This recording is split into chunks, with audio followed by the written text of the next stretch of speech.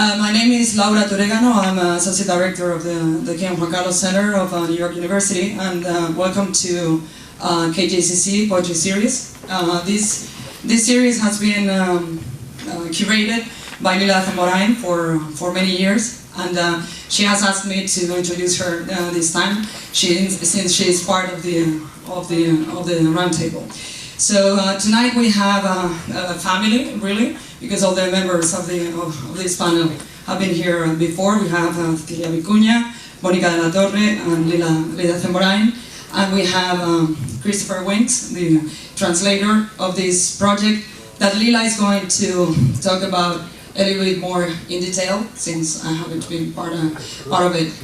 This is in conjunction with the show The Art of Friendship, Borges y Xul Solar, which is a display at American Society, and I'd like to thank the co-sponsoring of American Society of the exhibit and of the catalog. So with that, I'm going to give the mic to Lila, who is going to tell you more about this project. So thank you for coming.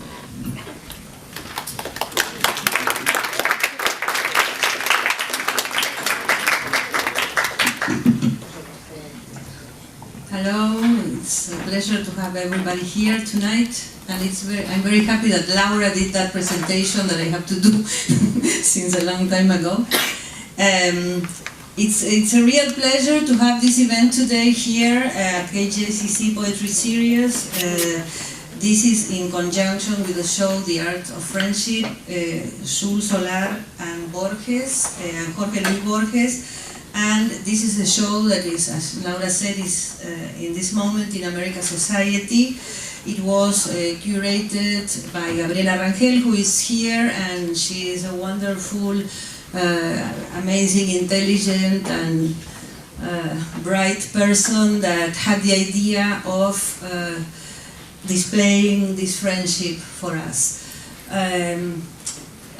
which it took place since the 20s, and it went on for many, many years, the relationship between Borges and Xul Solar.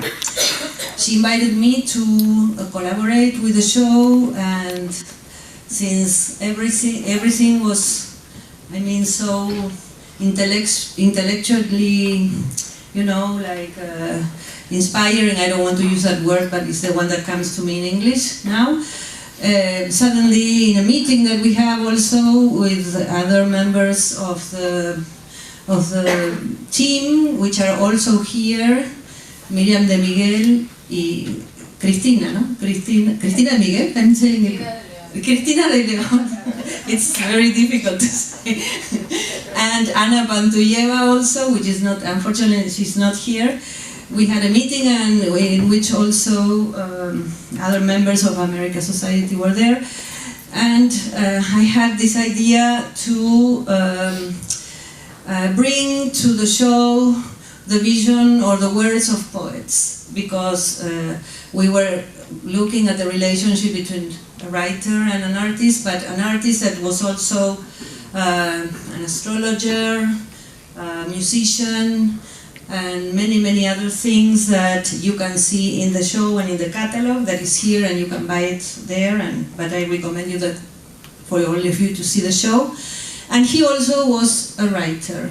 He during the 20s, he was living in Europe. Xul Solar was living in Europe, and he was very interested in a kind of abstraction and the relationship between abstraction and visionary writing and spirituality. So he started to write some visionary poems with a method that Aleister Crowley, the magician the English magician, taught him. So he was supposed to do these astral voyages through the hexagrams of the I Ching. So for maybe 15 or more than 15 years, he was writing these visions on the 64 hexagrams of the I Ching in a language that he invented, which was Neo-Creole. Neo-Creole is a mix of Spanish and English, no, Spanish and Portuguese and, I'm sorry, I'm speaking in English, so now it's a little crazy. Anyway, so Spanish and Portuguese, and he added other words also, maybe in English, in French, and in different languages, maybe also in Guarani. I was going to say that in American, Latin American, or no, that's not the word, original languages from the continent. So I invited Cecilia, Vicuña, and Mónica de la Torre to write about those visionary astral voyages written in this amazing language. We are going to read for you one of his poems, because we consider them poems also. They were published as poems also during in many publications during the 30s. A couple of them were published, and this is one of the poems that was published in that time, and which gives the name to the little plaquette that is inside the catalog. That is, I say, like a baby. Yeah. The baby is there, and the name is Visiones sobre el Trilinio, which is the name of one of his writings, Visions on the Tree Line. But I say visions because these are three visions on his vision. The name of his poem was Visión sobre el, it's only one word, Trilinio. And he has this language which is unbelievable, and we will have the pleasure to introduce you to it. So now, please welcome Cecilia and Mónica, and I will also be reading my text, and Christopher Wins, who did the translation of almost the whole catalog, and is the best poetry translator that you can imagine, which is great. So thank you. Here, diáfano, pro, envióme el signo grande ante mí. Está claro en el hombro, escali trepolo, entonces encima formecele otro signo igual que mi entrepo y idem y así muchas veces hasta que canso menea muy alti de tomen el último trilinio 90 bis y floto con el otro tal trilinio hacer que se me y su bolo y luego otro idem en el mismo hombro nubido gris y brun. Luego pendeo por planos y calo que son muros de cubicasas, más bien celdas, poco postas, flotra, sin van, boleo, ni choque con senda. Puerta y siendo yogi en serrio, en San Pose, fen muerio o entrantio. Probó y hay más casas, una sobre otra, pero no cofillas, es brun ciudad, o gran convento de santo, solos na niebla, hay casas más altas, algunas muy torre con mayor santo encima, o epiflotro en clor halo inium, ol clumi sin muros, quis templo. Hay otros quis más santos fichos en desniveles del mismo geral, sopose. Trepivou casa sobre casa hasta la última, alti, de cuya azotea, niense pambo bril gris, fen la sin nada ni nadie, y lequi un crepusc, o clar, gris y rocio. Izquier, noto, cerca, otra plum casa que tiénteme, pues esta nova y vacía pa allí vive pra la san cuidado.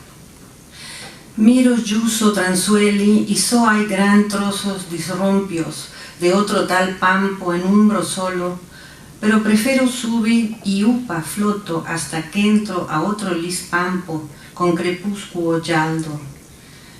Givolun fazú, casa clar bruna con cúpulo, pore no o vitola, pues luego resubo a terciopampo igual con circuncrespucuo blu, y gi volunfaso volcasa brumblua, y gi métome y san pósome, quiero estar más upa y volunsuo tal con casa y todo, pero en cierto nivel paromen, fus blue cielo en pax, que miro desde en el run y desolto la casa que ya tro péseme, que levi caigo, globi al suelo, pero tampoco no vejórome, pues tro peso al tiaki y no subo más.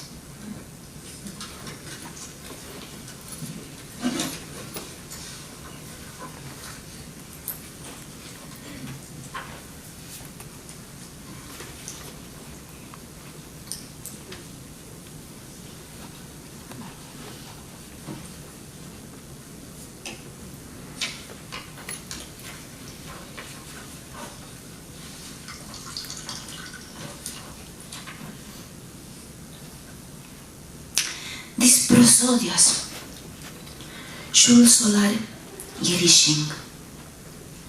Escribo estas líneas el día del huracán Sandy, la tormenta más grande de la historia, el comienzo del futuro azotando Manhattan. When the dark lines have pushed all of the light lines upward, and out of the hexagram another light line enters the hexagram from below. I enter in the shape of a vital centipede through the door of this sign. Cerebro muy bien sin cuore, muy sentuedo, very thinking brain, very fearful heart. I lose shape, God as well. Yo quiero también soy un Dios ocuping infinite cosmos. Occupying is the cosmos. Oh, light, tubos, papitas doradas, arrobándose en paz, peacefully enraptured, little potatoes golden with light. In this vision, Xul is making the prophecy of occupy. I think I forgot to read the first one. That was the second one. But you see, this little book is a trickster because, as Lila says, a kangaroo baby. So the kangaroo has its own pésimas ideas. These prosones. A ver dónde estaba. Era por este lado. Es que también este libro empieza por todos lados, ¿ven? Entonces, es especial para confundir a los que ya están confundidos. Entonces, en una pampa vacía, progerse metosón, un asunto rayo, un acento rayo, un fluidivo semi-humano, cerca me juxtafloto, en su redor, todos son flamas, divo, hecho de man, restos revuelvidos, suma de lo muerto vivo, ahí contidos, restos revivibles por magia y memoria, lumbre de un recuerdo, la magnitud humana los reanima, el gluón, la fuerza que los une, se fluiden, entonces la gente despierta.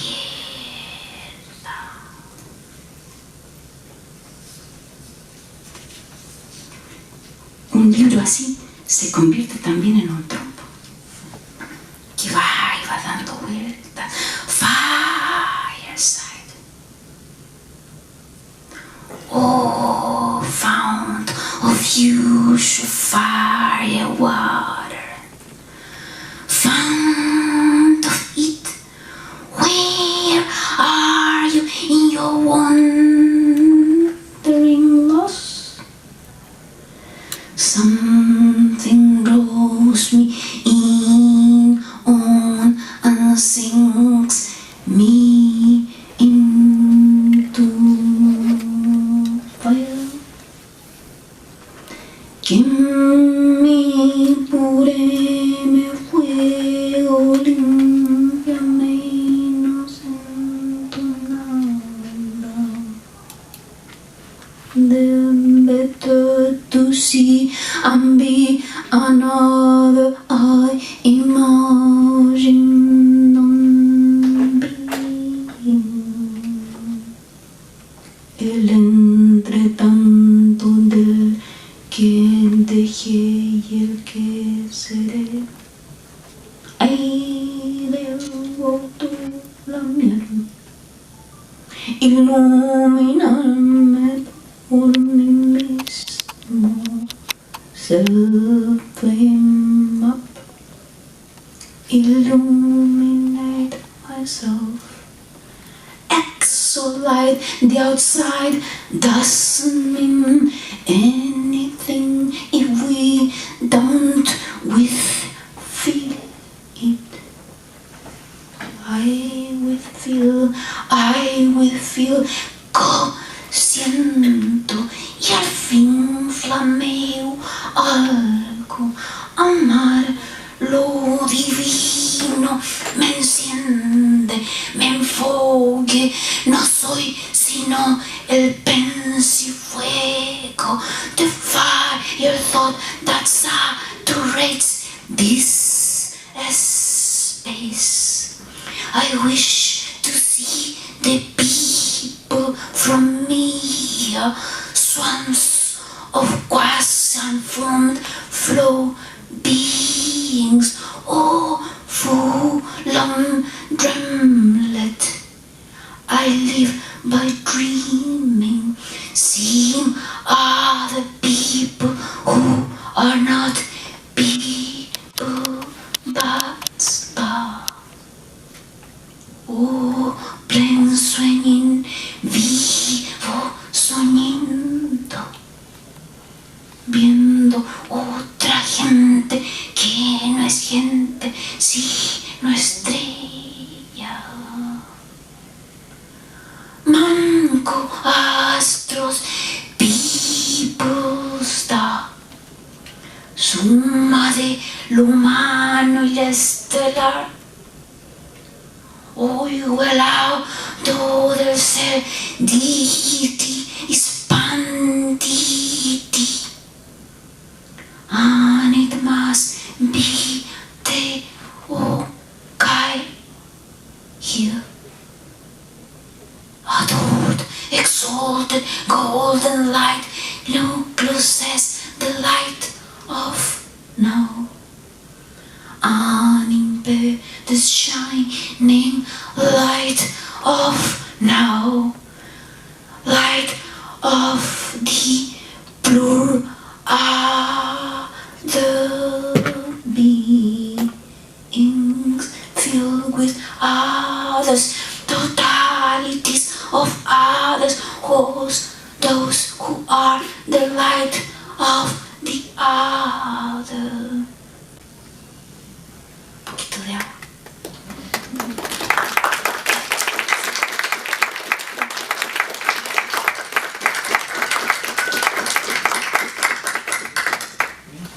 Falta una última, pero la vamos a leer a los saltos, porque sin eso no llegamos a los 15 minutos.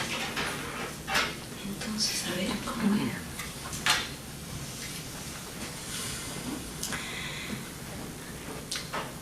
Visión 36. Dificultad en el comienzo. After the storm. Después de la tormenta, el brote nuevo choca con algo, no puede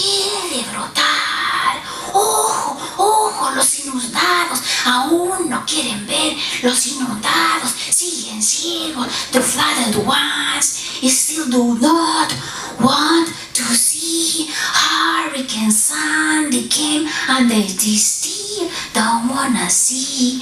Foams and wave crest sparkle in opportunity. A ver, ¿dónde está Mónica?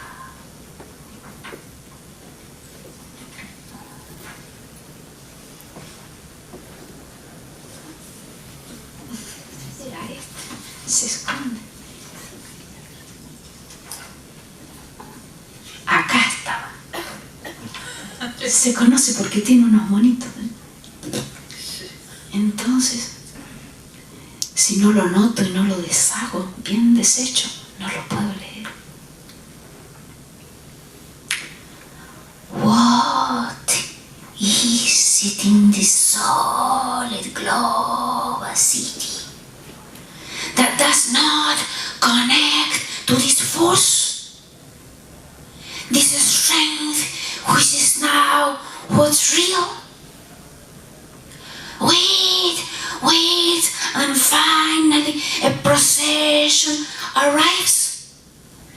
Beings near thought of, thinking as one, thinkers in a circle, mother of pearl, and felt in the floating temple many pray. In the Dioko they touch God. They signed, exalt, participate in the divine. And the auras flow. Prana, they blow from other a tower of books. Ripetri epiti holshi epirolihi letters like flies. Perisor in leather swans all around. Let us hover above, leaving architectures, bio palaces and bio huts. Perhaps with soul and thought through change, quiver, move about, rise up. Houses burning but not destroyed, constructed more than struck. The grey to the burn, the grey to the palace. People go flame. Houses and people born with fervor explode with love. Pile up together, grown fervor sprouting local offices of love. Houses he are be growing soon TVS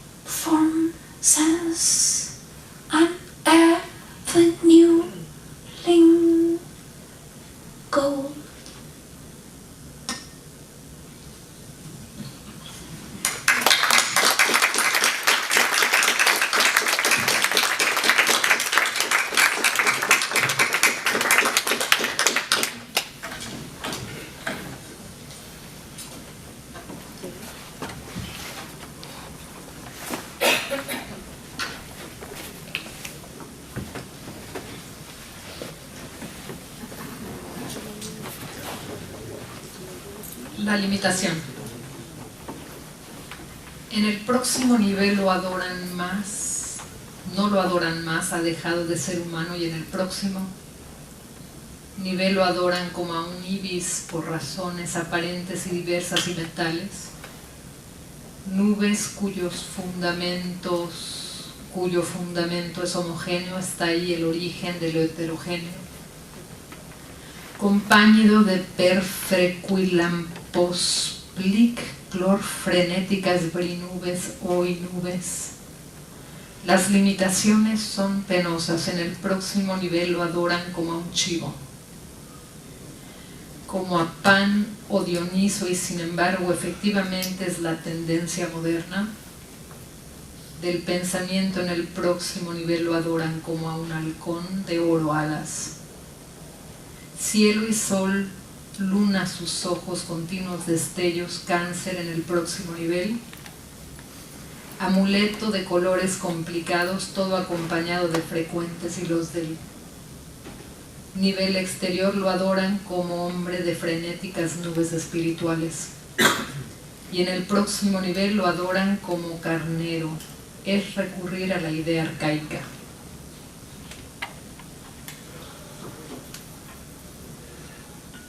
Limitations and constraint.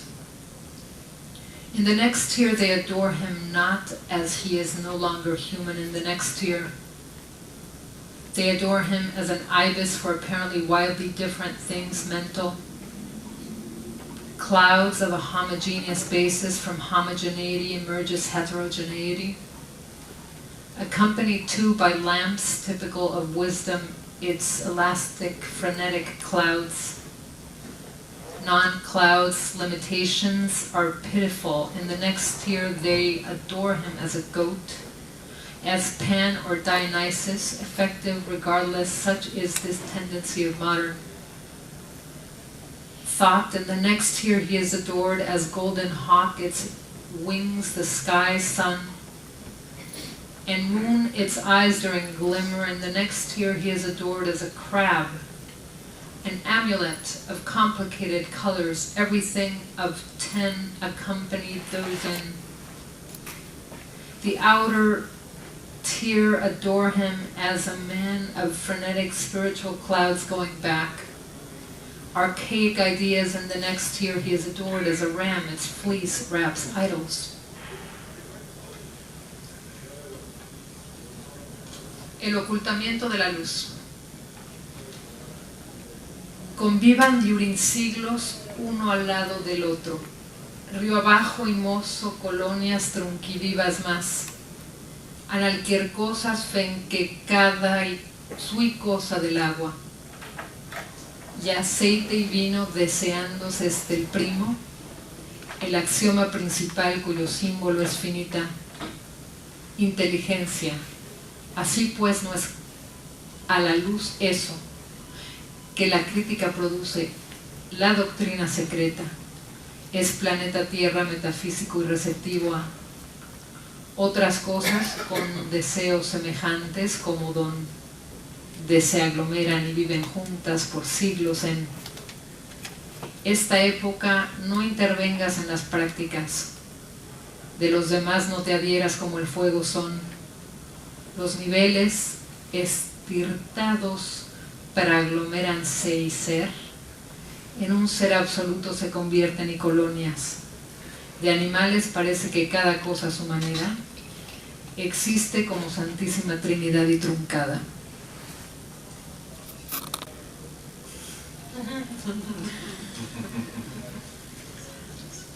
Darkening of the light, brightness hiding. For 1,000 years they lived side by side. Downriver they river zoological colonies, live trunks, final desirable things to each, their own like water and oil and wine. This is the first fundamental axiom symbolized by finite intelligence. Do not bring to light products of criticism. The secret doctrine is a metaphysical earth receptive to her. Things with similar desire, how, where they gather, coexist for centuries in such times. You ought not interfere with practices of other and cling like fire. It is the tears, where they gather, becoming one absolute to be, being animals, colonies, wherever everything is, twined, the Holy Trinity, truncated, knotted. I don't want to lose my place. I already lost it. Okay. Here we go. El caminante. Y de nuevo en su elemento primordial las estatuas serán derrocadas. Una estatua que es el equivalente anímico y anónimo en mi contraestatua, o contrario pero no iac seno estado de quietud seno halla la montaña, cuando todo el universo por fuerza aturó al infinito de oscuridad, no hay mirada que perciba la luz y que pido que se establezca mi ser. Y sigue, pero allí no halló, habré enviado al mundo, o sea, el que yo sería.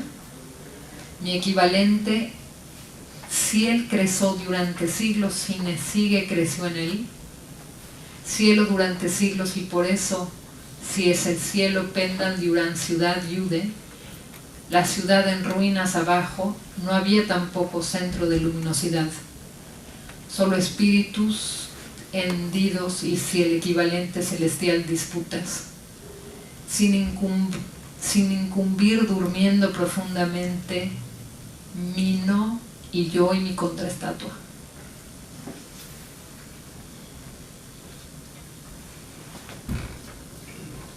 The Wanderer. Return to his primordial element, the statues all be overthrown.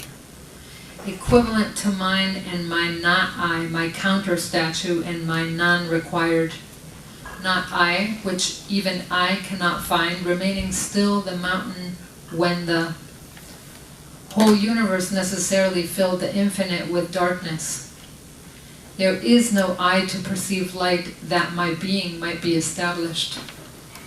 And continue here it could not find, have I sent into the world that I, who would be my equivalent, who participates in business after eons, of multiplying in the skies from which hunger the ruins of cities onto, which fire clung, and the ruins of cities below there was no center, no luminosity, only lying spirits, celestial equivalents and nobodies, business fast asleep in a deep slumber, my not I, my counter statue. El progreso. Mi simple mirada aniquilaría quienes se inflan, se desinflan la tierra receptiva. Desclara comprensión depende y cuando ciegan a la gente como si fueran guadañas y actinos fen sin rostro y fluidos entes, titánicos sin torso, la urdimbre de masas, humanas gozándose entre sí pues al placer, lo invitan frecuentemente, gozan, lirican, los daños se discalan, se acumulan el examen, del trabajo mismo por tanto no se requiere, disculparse ante el lector, se dirigen los daños con ojos actínicos o como sin rostro, pero con muchos miembros flotantes que se hacen pedazos, se acumulan haciéndose la guerra entre ellos, está escrito ya de todo. Lo siguiente, el entender tan magnánimo es, el obsequio muitos flotisueltos membros, revueltas en vuelo más que el noche tequia, las cortesanas son poco numerosas en esas partes, lanzan rayos zigzagueantes ideas, antes de pasar entre altos derrumbes que no, encuentro para tornarse familiar, es dicen, mientras gozar, esto es noche más infernal, entre altos derrumbes sin numerar, masas se interguerran, volvían, se inflan, desguanciegan en demoguadañas. Progress. One mere glance of mine annihilates those who inflate and deflate themselves. Earth-receptive free comprehension depends, and reaping people as if they were scythes, with ugly antinomies and faceless liquid, amid titanic, torso-less entities of human masses, often pleasuring each other while they direct their damage, which disperses or accumulates, and the perusal of the work itself therefore no apology will require, to ask that readers direct their cowwebby damage, tear each other's floating members, accumulating a war state of war now. It is written, so an understanding follows. Such a generous gift a loose member floats, tangled in flight more than night as guide. Courtesans are few in number in such zones, throwing zigzagging thunderbolts basic ideas before entering the tall collapses, cannot make himself familiar. Meanwhile they take pleasure in its beyond. Hellish the night that downfalls numerous, man masses entangled, internecine wars, and reaping people as if they were scythes.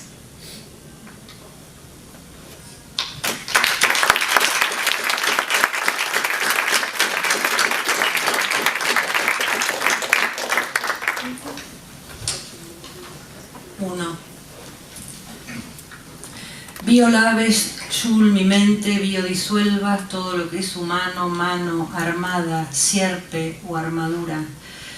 Que el cielo es para vos fluido, calmo o nomenclatura inconsecuente, es etéreo e incoloro, o a veces solo música, o música atravesada de colores y de formas envolventes que cambian de una condición a otra en ánimo de devorarte, de dejarte devorar por el infinito que te mascula y envigoriza esas vergas que ves en el espacio, fuente, esperma, mujeres cojonudas, distropía. Como hablar de vos, cómo hablarte, cuando el habla es una raigambre insulsa que no se produce más allá del área que delimita nuestro decir. Nuestro decir es falso, es inhumano, en el sentido de la impropiedad reductiva de toda palabra.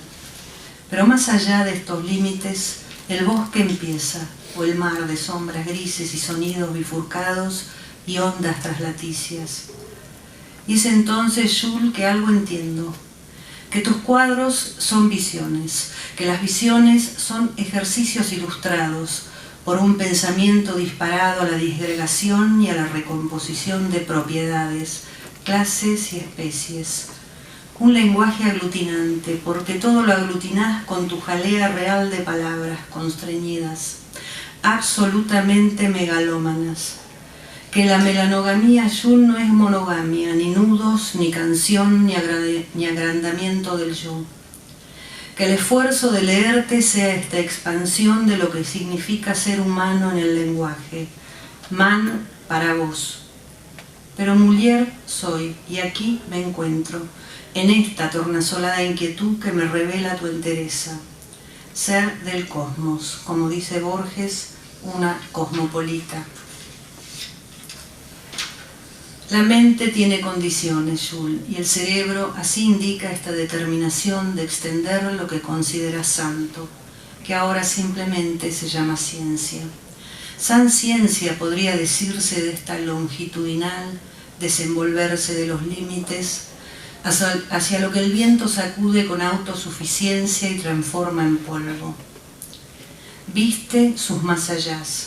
Viste voces, viste selvas, viste mares, siempre hay un horizonte que se sube y que se baja. Viste fuegos y ciudades y gente extraña y expandida en animal o cosa dimensionada en la chatura o la altitud. Pasaste por los órganos vivientes de muchos entes que llamas divinos. Teo y bio, están en vos.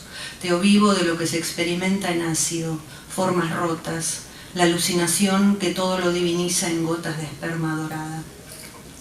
Pero soy Mulier, y aquí me entrego a la antropofagia de tu pluridimensionalidad. Me dejo envolver y devorarme, que la ingestión de mi cuerpo sucumba a la microdesintegración de un yo fecundo. Que ano contra natura, que deglute sombra sea, Xul, personalísima contracción de los submundos que esta vasta mente puede imaginar. Hay un desvivirse que enmarca el sistema en bordes precisos. Vos, Xul, en cambio, esos bordes los sustrajiste. Es que no existen, decís. Es que no se hallan, decís. Es que circunnavegan en un cosmos abierto por cuya inhalación estamos vivos. Estoy viva, Xul, y por eso tengo forma. Pero es justamente la penetrabilidad del todo lo que posibilita la capacidad de dispersar con atención aquello que todavía está por verse. Xul que nos atora. Si más aglutináramos lo que tiene bordes fuertes, más felices seríamos. Aunque no estamos aquí para ser felices, sino solo para transcurrir. 1. You biowash, Xul, my mind. Biodissolve everything human, hand, armed, serpent, or armor. That heaven for you is fluid, calm, or inconsequential nomenclature. It's ethereal and colorless, or sometimes only music, or music traversed by colors, and of enveloping forms changing from one condition to another in a mood to devour you, to let yourself be devoured by the infinite that emasculates you and invigorates those cocks you see in space, source, sperm, tough women, dystrophy. How speak of you? How speak to you when speaking is an insipid system that goes no further than the area delimited by our saying? Our saying is false, inhuman, in the sense of the reductive impropriety of every word. But beyond these limits begins the forest, or the sea of gray shadows and bifurcated sounds and figurative waves. And it's then, Xul, that I understand something, that your paintings are visions, that your visions are exercises, illustrated by a thought fired into the disaggregation and recomposition of properties, classes, and species, an agglutinative language, because you agglutinate everything with your royal jelly of compressed words, absolutely megalomaniacal, that melanogamy. Xul isn't monogamy, nor knots, nor song, nor enlargement of the eye. May the effort to read you be that expansion of what it means to be human, in language, man for you.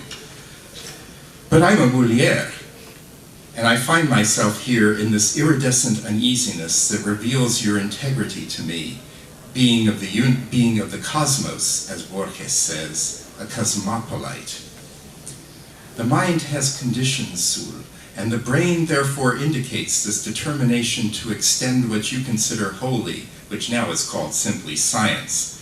The word science could be used for this. Longitudinal self-unraveling of limits towards what the wind smugly shakes and transforms into dust.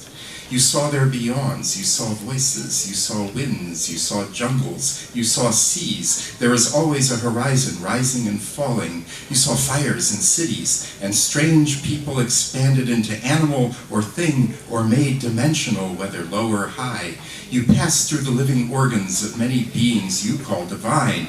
Theo and bio are within you. Theolife of what is experienced in acid broken forms, the hallucination that divinizes everything in drops of golden sperm.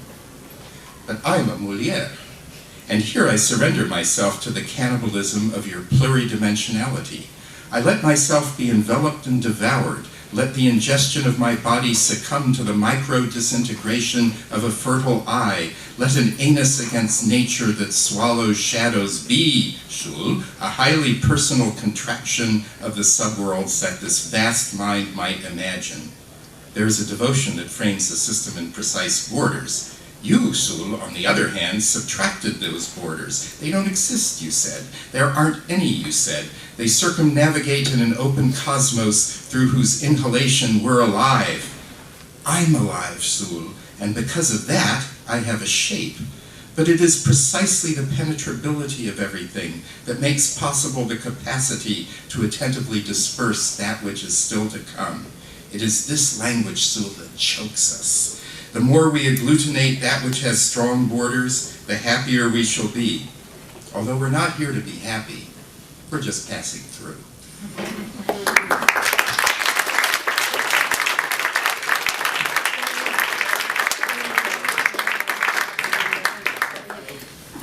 Dos. Soy como vos, Xul. Me cuesta mucho terminar las cosas. Es que las cosas no tienen fin. Si todo se disuelve en lo que es otro, ¿cómo delimitar lo que se ha dicho o entredicho en un simulacro de orden? Te entiendo, Xul, todo es interminable. Aunque sí, aquí las cosas se terminan. Se acaba el verano o el invierno, o se acaba el día y llega la noche. Pero vos lo decís bien. El transcurso es noche-día, y todo ente que se jacta de estar vivo, muere-nace. Si pensáramos que muer-nacemos, seríamos San Juan de la Cruz, que muero porque no muero. Pero la vida es otra cosa, y tu mundo sideral una paloplia de entretejidos cuerdos.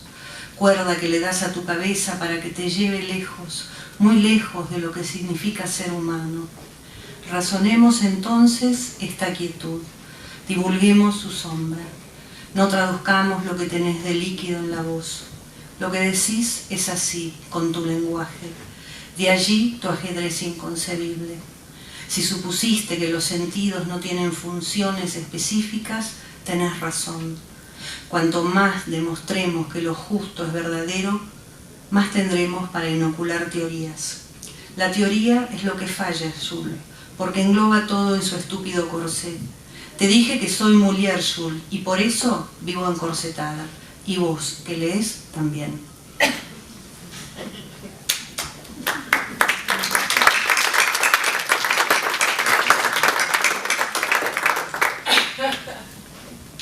Two. I'm like you, Xul. I have a hard time finishing things. It's that things have no end.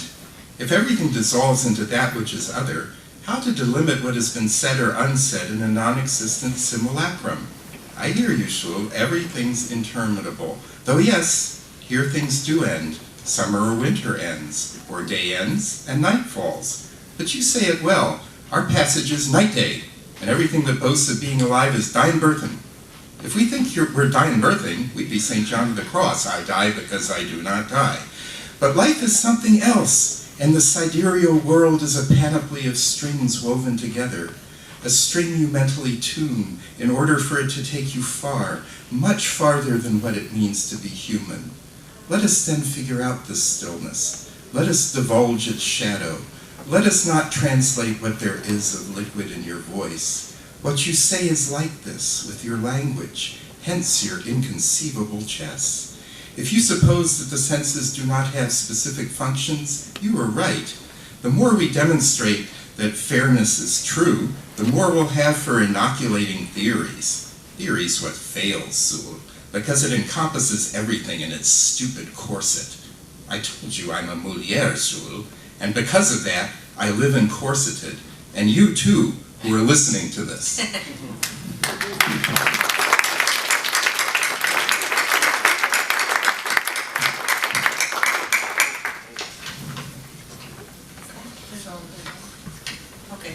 I have to pass to another level. We thank you very much, everybody, for the reading. This was amazing. But Gabriela, Rangel, who is here, she asked us to explain what was the process of that we went through reading Xul Solar's writings, which, as you have heard at the beginning, are really challenging for everybody, and you know, it gives you a lot of ideas at the same time. And so that would be nice if everybody would explain how the relationship to the sun signos, because I think I forgot to say that those writings inspired in the 64 hexagrams of the I Ching were are called the Sun Signos, which were published last year in Argentina for the first time, and they were written in the 20s and the 30s. So it's an unbelievable book that it came out right now. I think it's a very important book. So I don't know who you like to start, Cecilia. No, I don't like, but since this is the order we proceed, perhaps we should start with this order. Okay. So I think the idea of speaking about this process of composition is really like entering into Xul's universe. When I hear you say that these visions were written in the 20s and 30s and it took them only a short while, that is to say until last year, for them to be published, that tells you a lot, isn't it, about Xul and its opposition to Latin American culture. And I remember being a girl in the 60s and already hearing about this that no one could read. So never mind that these things are secretly being pushed away from the field of what is read and talked about. How did this reach a little girl in Santiago de Chile? So there is a sort of radiation that emerges out of the work of Xul that surpasses all these frontiers, just as you were saying, Lila, in your poem. So many years ago, the Fundación Punk Club asked me to do a poetry anthology of Xul. I was living part of the year in Buenos Aires at the time, and I started to go to his home and library, which is now the Museum of Xul Solar. I believe it had just opened, the museum, and I was granted permission to go into his living space, which had been left exactly as he left it when he and Lila, his wife, lived there. When you entered into his bedroom, it's like this language that he and Lila spoke sort of enveloped me. And the presence of these people and of their language and their lovemaking and their incredible fun was exploding everywhere in the place. So that's when the process of composition of this piece that I just wrote this year really began.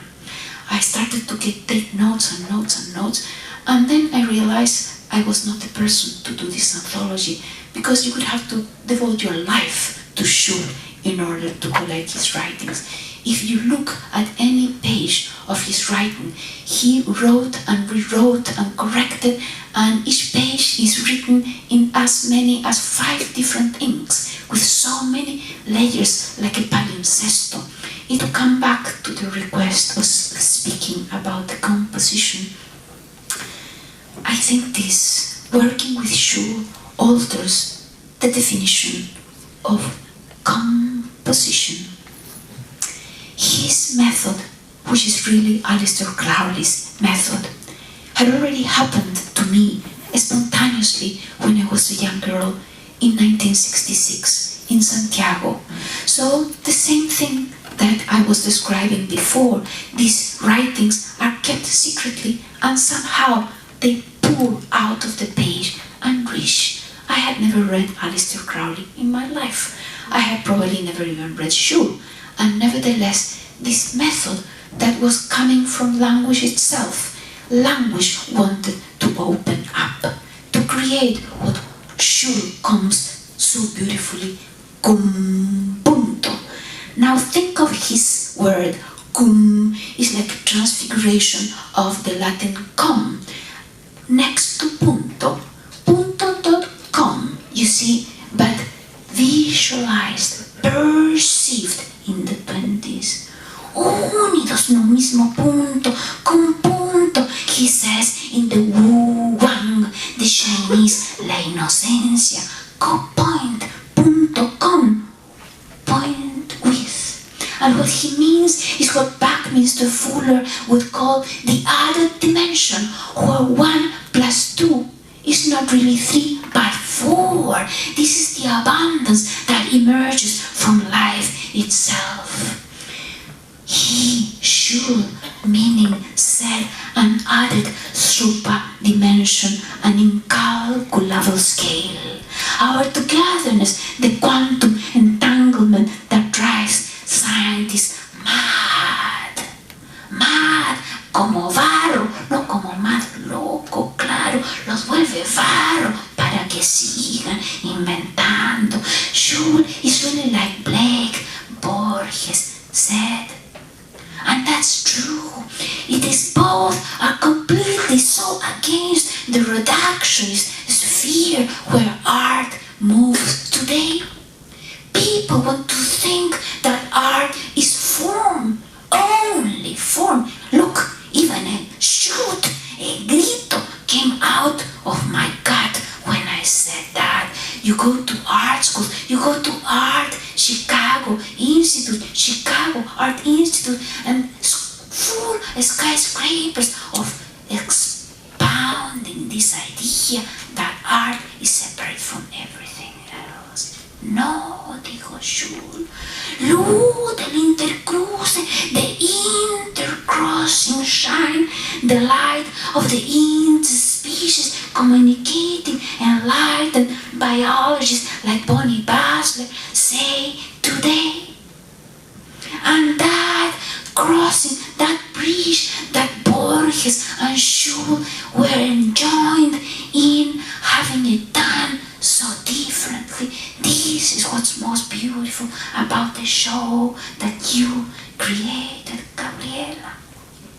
Because my feeling of Borges, I never met Xul, but I did meet Borges. And I have to tell you that when I met him, he was already blind. He heard my voice, and immediately he was transported not to what we were saying, but to the tone, to the song in Chilean voice. He said immediately, usted es de Chile. And in 1 second, we were transported into another universe of his memories of hearing voices that my voices brought forth for him.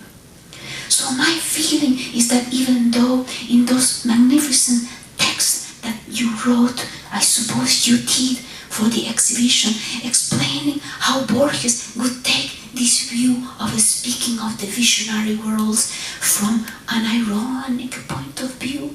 The irony in Borges is only one layer, only one mask, because in reality he wants to go deep into the mystic, so-called sphere. Sun signos, dijo Xul. Why sun? How can the sign be a saint? Saint, the Latin sancire, to make sacred, it is really sacro dot. Again, the little dot. In this ancient Latin, where really it is saying, it is a doing, the sacred is nothing but a doing, and the sacro dot, the sacerdote, is a performing, it is what the signs are doing. What are the signs performing through him? He was doing this. What to add? You have said it all. Let's see. When in doubt, go to the source. It's my philosophy. So when I was trying to think of how to engage the material, I'm not someone who has ready access to visions myself, or astral voyages. I'm a skeptic kind of person. That's so why they help. are here. Exactly. I need help from my friends. So when in doubt, go to the source. So I thought, okay, well, first order of the day, go to the I Ching, of course. And I got two. Well, we had 4 pages for the plaquette. Therefore, I thought I could either get 2 hexagrams or 4, depending on what the I Ching dictated. And it dictated that I would get 2 hexagrams with líneas de cambio, with changing lines. No? So there were my 4 my 4 paths to follow. But of course that wasn't enough. Then I thought, when in doubt, go to the source. So who was the source of the I Ching teachings for Xul Solar? It was Aleister Crowley. So I went to Aleister Crowley and I tried to engage with him. And as fascinating a creature as he was, and thinker, and he had a vast impact on a lot of musicians and artists and writers, and Brian Geisen, who I love. I thought, Brian Geisen, cut-ups, William Burroughs. So I felt like I was getting warmer and warmer and warmer. But it wasn't enough. A female voice was needed, so I realized that Xul also was a member of the Theosophical Society. So I went to Madame Blavatsky, and the secret, Blavatsky, sorry, yes, I always say Blavatsky. I went to Madame Blavatsky's Secret Doctrine, and so I basically was, I had pieces of the puzzle.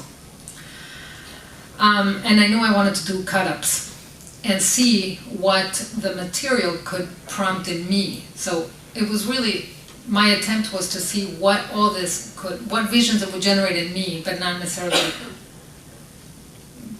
me coming out with my own interpretation of the material. That's not something I wanted to attempt. So the last piece of the puzzle, I think, was actually perhaps the result of Xul Solar's intervention. This is very mysterious, and I only realized it now, here.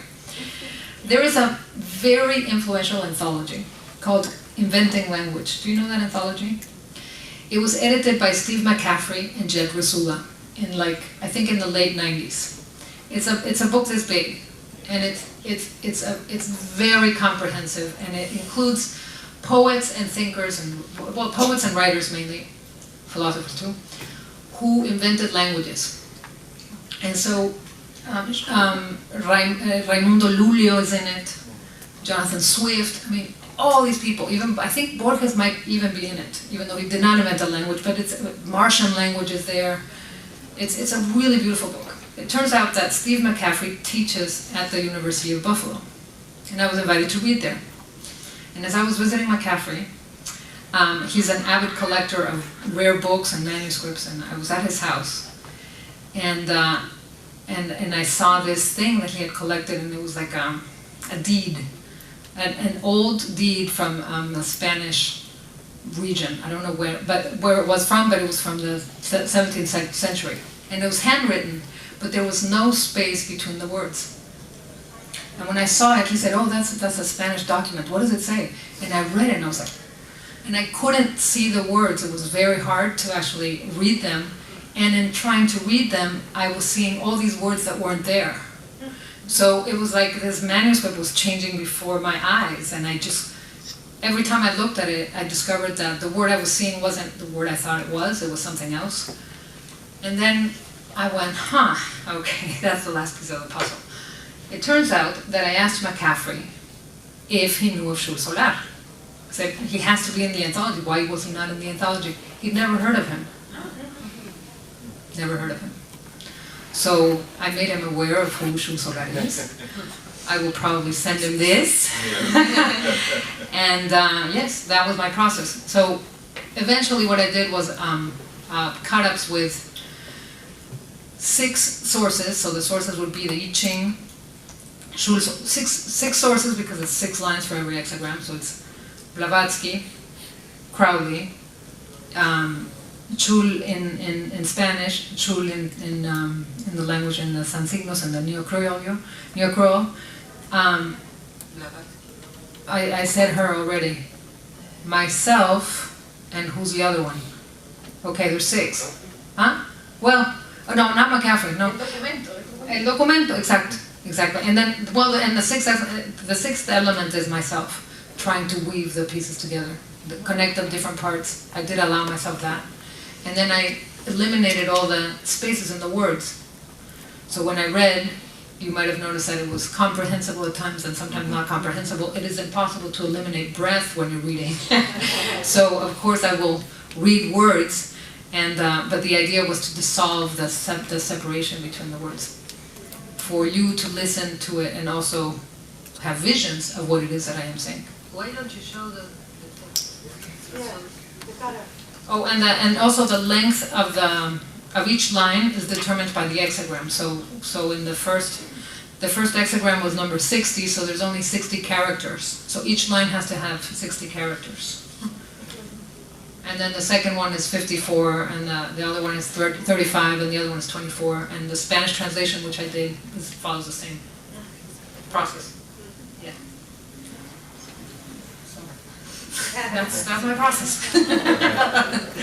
Unbelievable. Okay. Maybe Chris would like to say something about trying to, when you did some translations of the San Signos. Yes, talk about going to the source. That was because how are you going to make an English equivalent of a language that contains, that is kind of a fusion of all these different languages? So what I have liked to tell people about this is that I tried to channel my inner Joyce, or my inner voice, or my the glot in the polyglot, and just throw myself into it and try to find some way of making it seem English, but not quite. And English is not all that flexible in that regard. So sometimes I would have to leave one word straight and then take, just leave one word, in English, even though it wasn't originally, and then find a word which I could mess with and turn it into something that was somewhat close to, the kind of fusion of languages that are there without sounding, and the temptation always is in English. My criterion was that it not look stupid, like it's some, that it's like some kind of, kind of childish in the bad sense, not childish in the good sense, but this kind of like, halting, stumbling sort of thing, where in fact Xul is quite assured in what he does, and working with the poets, Lila and Cecilia, that was always the challenge, because as I tell my students, it's one thing to work with poets who are dead, they can't complain with what you're doing, and and you hope their heirs don't catch up with you. But in the case of two wonderful poets whom I respect and love their work, as I do with Mónica, who really didn't need me because her bilinguality has reached heights of perfection that a translator would only limp through. Lila and Cecilia very kindly thought that my ideas were actually okay, because it was a certain amount of, it is with a certain amount of diffidence that I approached them, because I said, geez, I'm going so far out on a limb and I'm hearing the branch cracking already. Please shore me up here. And they were really, really very kind, and that in turn emboldened me to try some things. And then when I hear Cecilia incorporating my translation into her performance, I'm just kind of I would say lost for words, because she's found them already. But to put them on that kind of equal level is at once a translator's dream, and also a kind of, it kind of makes me feel, not in a false way, it makes me feel a certain humility, I think. But I don't know if I'll ever try doing the San Signos into Spanish. They would have to, or into English, or that wouldn't be right either, to translate them into Spanish, but to try and translate them into some kind of English that is not English. They probably have to institutionalize me afterwards. He speaks all these languages at once, and none of them seems to make sense except on a deep, apprehended level. But I have to say that the whole process was, a great honor for me to work with all of you, and to hear you now is sort of like, okay, you probably all saw me, I'm nodding my head, and that sort of thing. But, Xul Solar, who I first encountered some 20 years ago in an exhibition catalog, has never been entirely far from me, and to come even close to, working with his work in tandem with taking a new look at Borges, because another crazy thing that I was made to do was that I had to translate two fairly famous texts of Borges, which have been translated several times before, and put them in there. Three, that's right. See, I've already repressed it. But it was like that was really, that was humbling in its way, and I think I did more or less okay, because I didn't bother to look at any of the other translations until I had finished, and I thought, okay, I'll look at them, and I said, I didn't do so bad. Is to pay respect to the poets. That is my way of paying respect to the poets, and that's really what it's all about, and they are really what it is all about.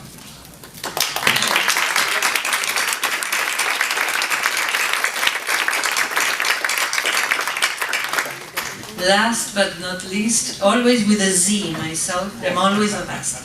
Anyway, I think the idea of having this that we are having here right now came out when I was visiting also the Museo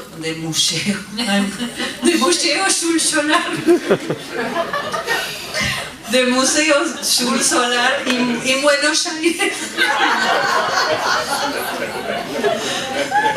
Buenos Aires. Es el idioma de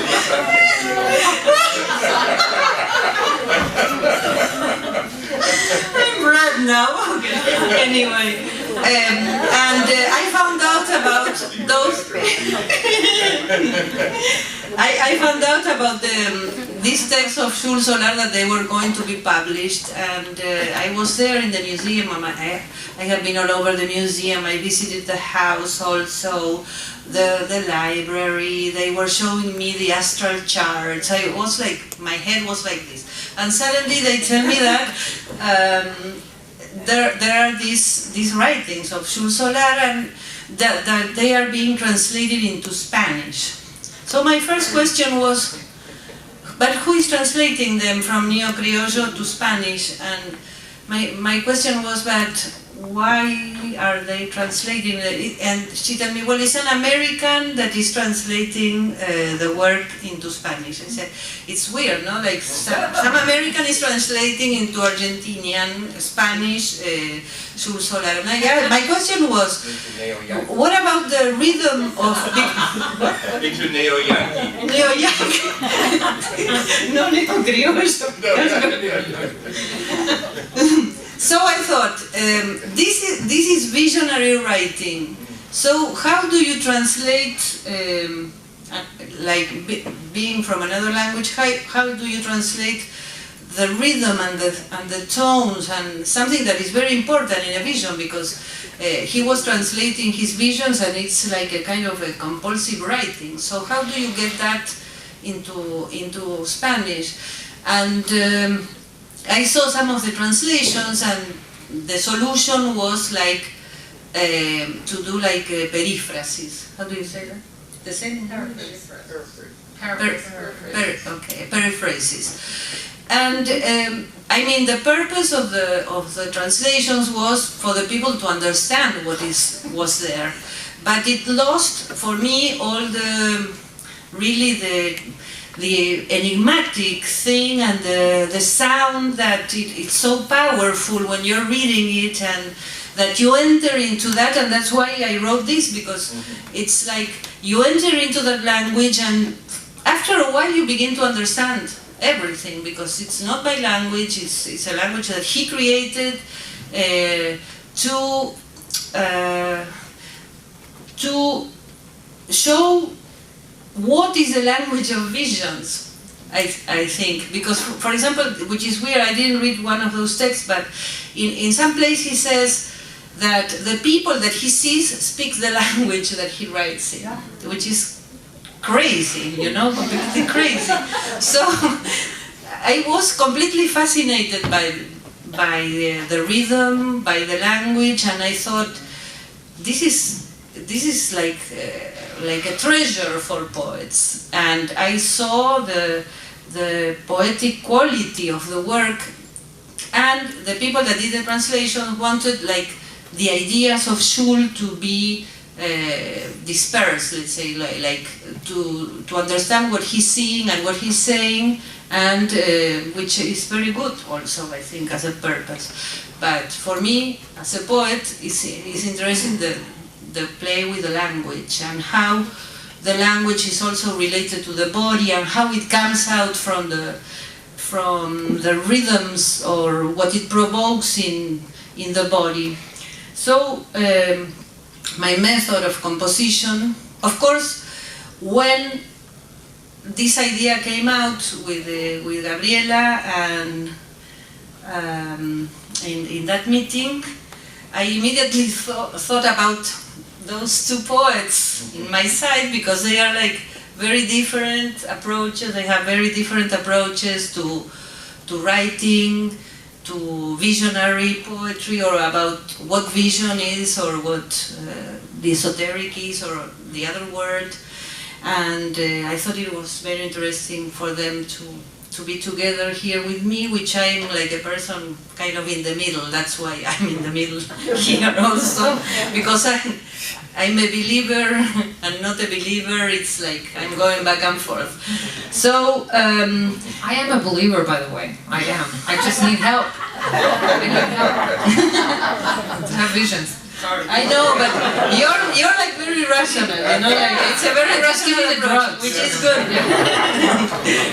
So,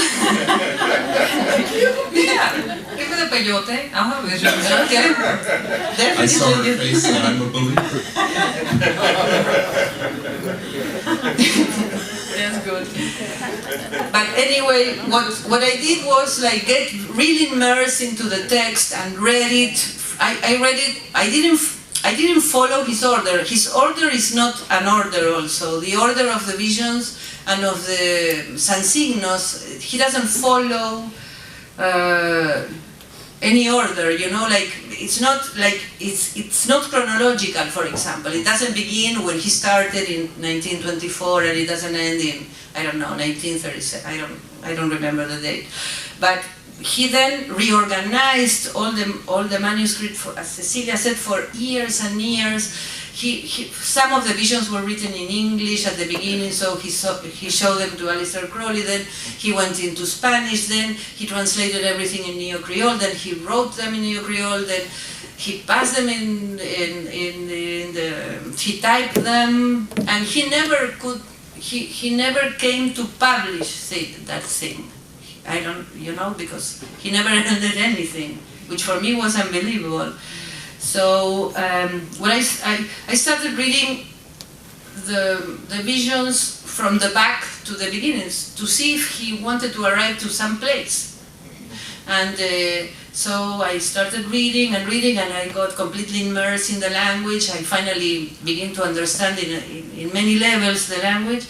And I wrote these poems. It's a method that I started last year with other series. I decided to write the poems with my eyes closed in the computer, like this, and that's what I did. So everything with the eyes closed, it comes everything like in a different way. But also what I did was focused in certain words that were concepts that he was developing. Also, for example, muere nace, noche día, I don't know, teo vivo, bio, which is a word that I use a lot in another of my texts. And for example, mulier, I never say mulier, he says always mulier, or man, for men. So I got certain words which are in italics in the text, and these are like quotes of his work, and I developed around, yes, I thought I'm going to put one of his words or a couple of his words, but they came out in a visionary way, in a blind way, because I was my eyes closed. So this is how I did it, and I think it was fun, and I really enjoyed it. And I didn't read that text, but suddenly I was writing with my eyes closed, and like the alarm fire begins to, you know, in the top of the roof of my house, and I said, what is this? This is Xul Solar that is talking to me. I was like, what is this? And this is the last poem that I wrote, that this is included, of course, because you enter in this level that you really don't know what is true and what is not true. You're like I'm like kind of receptive in certain ways, but in other ways I say, I don't know, and I'm writing with my eyes closed, and you're in another level, and you enter in the rhythm, and this is like a very important thing for me at least to achieve with my writing. So it was great. Thank you so much.